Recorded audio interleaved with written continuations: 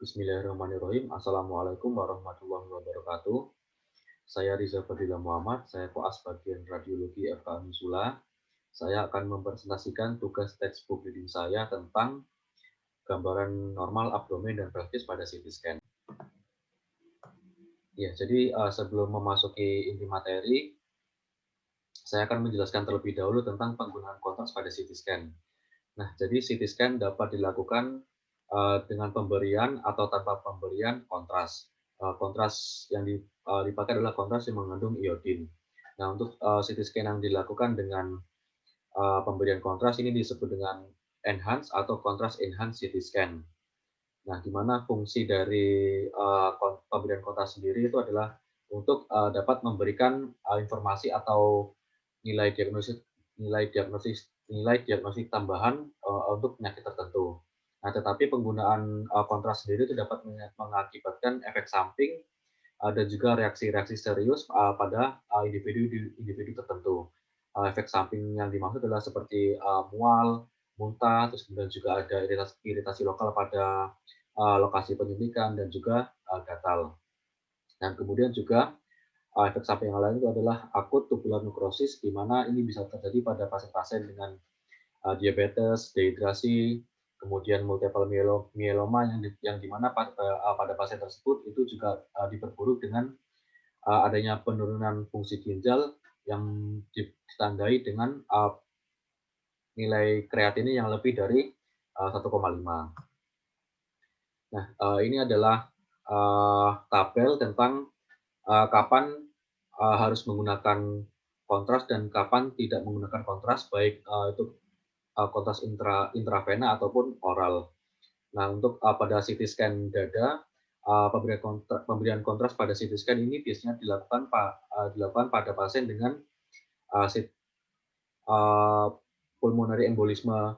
Kemudian juga ada untuk mengevaluasi mediastinum, kemudian juga mendeteksi adanya aneurisma aorta atau diseksi, terus kemudian untuk mengevaluasi apakah ada trauma tumpul atau trauma tajam, terus kemudian juga untuk mengetahui karakteristik dari penyakit-penyakit pleura seperti apakah ada metastase atau adanya empiema. Terus kemudian juga pada CT densitometri untuk mengetahui apakah ada massa pada pulmo, terus kemudian untuk mengevaluasi gambaran dari arteri koroner. Terus kemudian pemberian kontras intravena biasanya tidak dilakukan pada yaitu pemeriksaan untuk mengevaluasi adanya infiltrat difus pada paru. Terus kemudian juga untuk tes konfirmasi apakah ada nodul, terus kemudian juga untuk mendeteksi apakah ada pneumotoraks atau pneumomediastinum, dan juga untuk menghitung kalsium pada arteri koroner, dan juga pemberian kontras intravena ini tidak dilakukan pada pasien-pasien yang diketahui memiliki alergi atau gagal ginjal. Dan pada CT scan abdomen dan pelvis, intravena sendiri diberikan untuk mengevaluasi adanya atau juga untuk mengetahui karakteristik dari sebuah massa atau sebuah tahap atau derajat pada kasus malignansi, dan juga pada kasus-kasus trauma, dan juga pada kasus nyeri perut seperti pada appendicitis, dan juga mendeteksi adanya diseksi atau aneurisma aorta.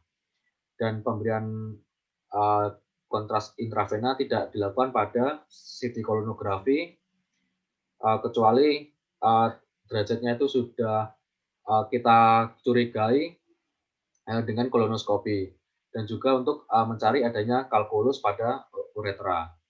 Dan kemudian untuk kontras oral sendiri itu dilakukan pada yaitu kasus-kasus dengan nyeri perut yang non trauma, kemudian inflammatory bowel disease, kemudian abses pada abdomen atau pelvis, dan juga untuk mengetahui lokasi dari perforasi dari usus atau mencari adanya fistula. Baik, kita memasuki organ yang pertama yaitu hepar. Jadi untuk hepar sendiri itu menerima suplai darah dari arteri hepatik yaitu sebesar 20% dan juga vena porta sebesar 80%. di mana selanjutnya pembuluh darah tersebut nanti akan berlanjut menuju vena cava inferior melalui vena vena hepatik. Nah, jadi ini adalah gambaran dari uh, hepar secara normal, di mana terdapat dua lobus. Di sini ada lobus hepar yang sebelah kiri dan ada lobus hepar yang sebelah kanan, di mana lobus hepar yang sebelah kanan ini lebih besar. Dan juga pada lobus kiri ini di tengahnya terdapat ligamentum teres hepatis yang dia itu membagi lobus hepar bagian kiri menjadi lobus medial dan juga lobus lateral, di mana lokasi dari lobus yang kiri ini lebih depan dibandingkan dengan yang lobus sebelah kanan. Dan juga ada vena porta, di mana lokasinya sendiri ini terletak lebih belakang daripada arteri hepatis yang ditandai dengan garis arah panah berwarna hitam ini. Dan juga ada arteri lienalis, di mana dia ini berjalan mengikuti seperti bentuk dari lien. Dan juga pankreas. Terus kemudian juga ada vena cava inferior, di mana vena cava inferior ini terletak di sebelah kanan dari pembuluh darah aorta. Nah, untuk gambaran normal pada liver, terutama pada densitasnya itu biasanya homogen. Tetapi pada CT scan yang non kontras, dia densitasnya itu lebih tinggi atau sama dengan lien. Dan kemudian juga pada liver itu ada suatu area yang disebut dengan bare area, di mana lokasinya itu adalah di mana bare area sendiri itu adalah suatu area pada permukaan diafragma yang dia itu terikat dengan jaringan ikat pada bagian segitiga pada diafragma. Nah, di mana nanti bare area terdapat pada yang ditunjuk dengan anak panah berwarna putih ini, di mana fungsi dari bare area sendiri itu untuk mencegah masuknya cairan asites dari kagum perineal dan untuk sehingga tidak berpindah dari kagum peritoneal ke liver dan paru-paru, di mana fungsi dari bare area sendiri itu penting untuk membedakan antara efusi pleura dan asites. Dan untuk pengukuran volume hepar sendiri itu bisa juga dilakukan dengan CT scan. Biasanya normal ukurannya itu adalah 1.500, tapi ini bergantung juga pada jenis kelamin dan usia. Nah, selain itu pengukuran volume hepar juga dapat dilakukan untuk reseksi liver, terus kemudian transplantasi, dan juga mengevaluasi progresi dari beberapa penyakit seperti penyakit hepar yang berhubungan dengan alkohol. Kemudian organ yang kedua adalah lien, di mana pada kontras enhanced CT scan, lien itu densitasnya tanpa homogen, inhomogen, di mana temuan ini seharusnya dapat menghilang dalam beberapa menit. Dan kemudian juga lien normal pada orang dewasa itu memiliki lobulasi, di mana kita harus bisa membedakan lobulasi ini dengan laserasi. Dan juga di mana arteri lienalis dan vena lienalis di sini memasuki dan keluar dari hilum lienalis. Dan untuk ukuran dari lien sendiri itu biasanya panjangnya sekitar 12 cm, tetapi tidak melebihi dari costa 12, dan juga ukurannya itu kurang lebih sama dengan ginjal yang sebelah kiri.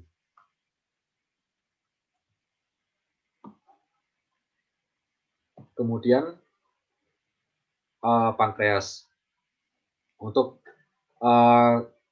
bagian pankreas yang ekor itu terletak paling atas, yaitu bersandar pada hilum lienalis, dan kemudian sedikit ke bawah itu ada corpus pankreas atau body of pankreas, di mana corpus pankreas ini dia itu bersilangan dengan garis garis garis midline tubuh, dan juga berakhir di anterior dari arteri mesenterika superior, seperti pada gambar ini. Kemudian juga pada kaput pankreas atau head of pankreas ini terletak di loop duodenal, seperti pada gambar B ini. Dan kemudian juga ada processus uncinatus yang dia itu merupakan bagian dari kaput pankreas, yang dimana dia itu melengkung pada sekitar vena mesenterika superior. Dan untuk ukuran dari kaput pankreas sendiri itu sekitar 3 cm, dan kemudian korpusnya itu sekitar 2,5 cm, dan ekornya adalah 2 cm. Dan untuk kelenjarnya sendiri itu sekitar 12 sampai 15 cm panjangnya, dan ketika seseorang itu bertambah usianya atau seiring dengan meningkat bertambahnya usia, kelenjar-kelenjar ini akan memberikan tampilan veteri atau tampilan berbulu. Dan juga vena lienalis ini, dan juga ada vena lienalis, di mana vena lienalis ini berjalan sepanjang batas belakang dari pankreas dan batas atas dari vena mesenterika, dan juga arteri lienalis ini berjalan sepanjang batas atas dari pankreas dan dari aksis dari celiaca dari lien. Dan kemudian juga ada ductus pancreaticus, yang dimana ini akan berlanjut ke duodenum melalui ductus wirsunghi dan juga ductus santorini, yaitu yang merupakan ductus accessorius, di mana ductus pancreaticus ini sendiri terlihat dan diameternya sekitar 3 sampai 4 mm. Dan selanjutnya ada ginjal, di mana ginjal sendiri itu adalah suatu organ yang dibungkus dengan lemak dan juga kapsul fibrosa, di mana ginjal sendiri itu dikelilingi oleh perirenal space yang juga terbatas pada anterior dan posterior dari fascia renalis. Nah, beberapa fascia, otot, dan juga organ-organ lainnya di sini itu akan membentuk sebuah ruangan, di mana sebuah ruangan ini kita dapat memeriksanya apabila ruangan tersebut terisi dengan cairan, pus, darah, atau udara. Dan juga ada hilus renalis, di mana hilus renalis ini di dalamnya terdapat pelvis renalis dan juga pembuluh darah renalis, yaitu arteri dan vena renalis. Di mana untuk yang arteri renalis yang sebelah kanan, dia itu berjalan sepanjang melalui bagian posterior dari vena cava inferior, sedangkan yang vena renalis dia berada di sebelah anterior dari arteri.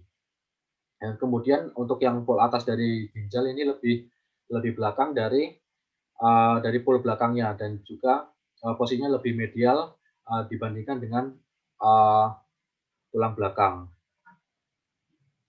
Terus kemudian pada dewasa biasanya ukuran normalnya itu yang ginjal kiri itu sedikit lebih besar daripada yang kanan, di mana masing-masing ukurannya itu yaitu sekitar 11 cm, dan juga ukurannya itu sama dengan lien.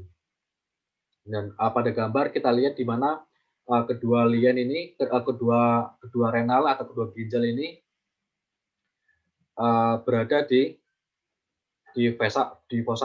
fossa renalis, dan juga di tengah-tengahnya ini ada suatu bangunan yang disebut dengan sinus renalis yang mengandung lemak, dan kemudian juga ada arteri renalis yang sebelah kanan yang ditujukan dengan arah panah berwarna hitam, yang dia itu berjalan sepanjang posterior dari vena posterior dari vena cava inferior, dan juga ada vena renalis yang sebelah kiri, di mana dia berjalan terletak di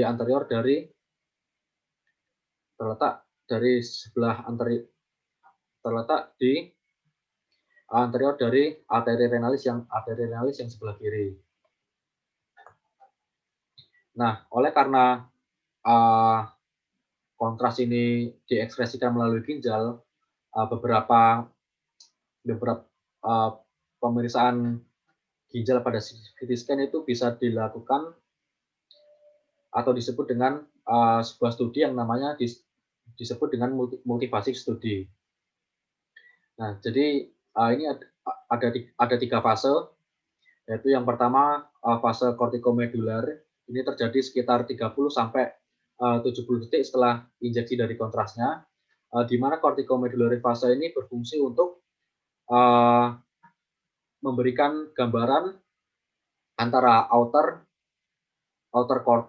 atau cortex yang bagian bagian yang lebih terang di sini dan membedakannya dengan bagian inner atau medula yang di sini tampak lebih gelap. Fase ini juga memberikan informasi tentang pembuluh darah dari renal dan juga perfusi dari renal itu sendiri. Dan juga yang kedua ada fase nefrografik, ya ini terjadi sekitar 80 sampai 100 detik setelah kontras disuntikan. Nefrografik fase sendiri itu menggambarkan opasivitas dari ginjal itu sendiri, di mana fungsinya adalah untuk mengevaluasi dari parenkim ginjal dan terutama apakah ada neoplasma atau tidak, dan juga apakah suatu ginjal tersebut terbentuk scar dan juga penyakit-penyakit inflamasi pada ginjal. Dan kemudian juga ada fase ekskretori, di mana ini terjadi 5 sampai 10 menit setelah injeksi kontras. Ekskretori fase sendiri itu menggambarkan abnormalitas dari urotelial, seperti tumor, kemudian nekrosis papil, dan juga apakah ada struktur ureter atau tidak. Terus kemudian pada ekskretori fase sendiri itu dapat menggambarkan intrarenal collecting system dan ureter. Nah, dan pada fase ekskretori fase ini intrarenal collecting system dan juga ureter ini tampak lebih terang. Dan kemudian organ selanjutnya adalah usus kecil dan usus besar, di mana apabila terjadi peningkatan opasivitas dan juga distensi pada usus, biasanya ini digunakan untuk mengevaluasi dari dindingnya, di mana dinding dari usus sendiri itu tampak meningkat apabila ususnya sendiri itu kolaps.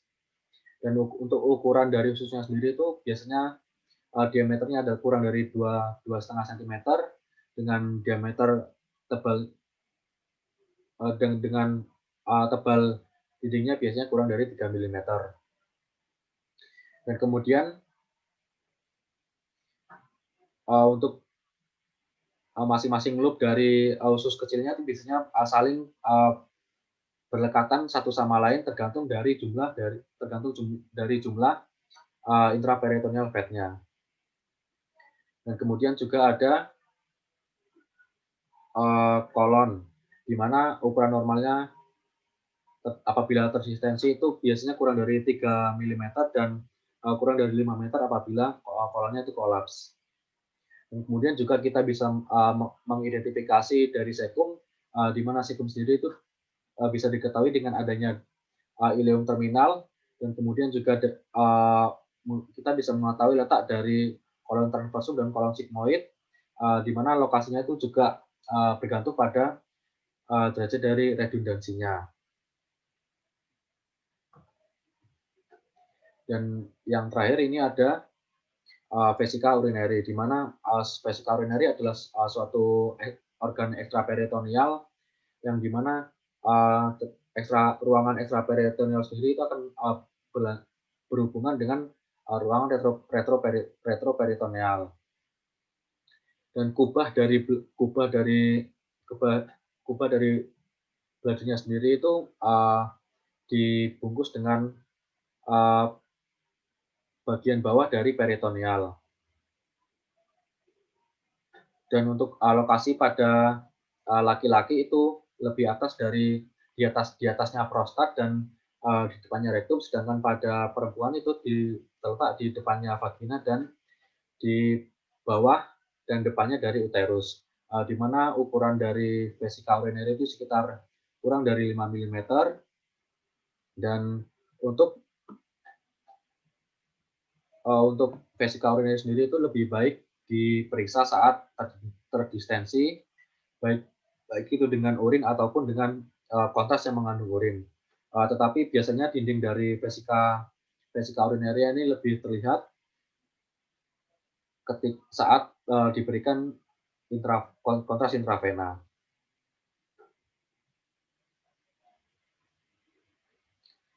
Baik, terima kasih. Itu yang bisa saya jelaskan. Wassalamualaikum warahmatullahi wabarakatuh.